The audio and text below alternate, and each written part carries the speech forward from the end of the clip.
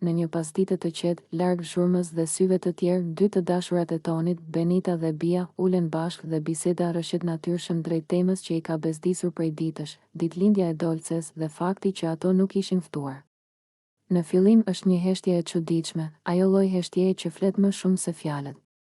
Pastaj Benita e thyen me një ton mes ironisë dhe zhgënjimit, seriozisht, Bia, apo e kupton çfarë ka ndodhur? Thot ajo, duke rrotulluar syt. Një ditëlindje, gjithë njerëzit e ftuar, e ne jo. Sikur të mos ekzistonim fare. Bia merr frym thellë dhe mbështetet pas karriges. E kam menduar shumë, përgjigjet ajo qetë, por me një siguri që të bën të kuptosh se ka arritur në një përfundim. Nuk është rastësi. Dolce nuk naftoi sepse është xheloze. Benita buzëqesh lehtë, por ajo buzëqeshje fshen një nervozizëm të akumuluar. Xheloze për çfarë? Pyet ajo, edhe pse në fakt e di përgjigjen. Për faktin që ne jemi vetvetja, që nuk kemi nevojë të shtiremi, që njerëzit na duan pa u munduar shumë. Bia tund kokën. Pikërisht. Ka frikë. Ka frikë se po të ishim aty, vëmendja do të ndahej.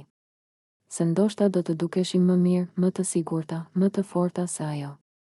Dhe kjo e trem.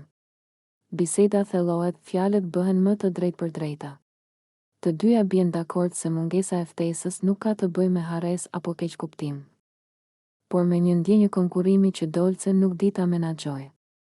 Sipas tyre, ajo preferoi të krijojë një ambient ku ndihet superiore, pa praninë e dy vajzave që, pa dashje, ja cenojnë këtë ndjesi. Është e trisht, në fakt, thot Benita pas një pauze. Sepse në vend që të na shitë si shoqe apo thjesht si njerëz normal, na sheh si kërcënim. Bia pajtohet.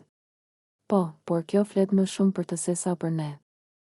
Ne nuk kemi pse të ndryshojmë apo të ulim veten për t'i bërë dikujt qefin.